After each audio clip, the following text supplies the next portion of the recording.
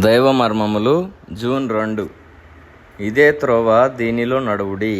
యెషయా గ్రంథము 30వ అధ్యాయము 21వ వచనం. యేసుక్రీస్తు ప్రభువు తన పరిచర్యను సూచక క్రియల ద్వారా ప్రారంభించలేదు. ఆయన బాప్తిస్మమును తీసుకొనిన దినమున దేవుని స్వరము ఆయనను గూర్చి ఒక బదరీ వృక్షం కింద కూర్చుండెను. మనము కూడా కొన్ని సమయములందే ఇదే విధముగా ప్రవర్తించేదము. ఈ విధముగా మనము దేవుని అపార్థం చేసుకొని అపనమ్మకమునకు స్థానమిచ్చుచున్నాము. అయితే దేవుని మార్గములు మన మార్గములు వంటివి కావు. అవి మన మార్గముల కంటే ఎంతో ఉన్నతమైనవి. మనము తలంచిన రీతిగా దేవుడు తన కార్యమును జరిగించడు.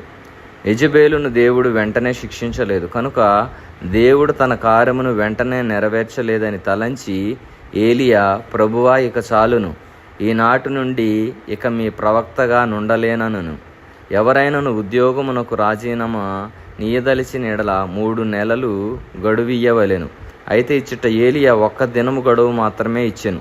నీ యొక్క ప్రవక్తగా నుండకుండా నేడే తీసివేయము. నీవు నిద్రించుచు నీ విధిని నెరవేర్చుటలేదు.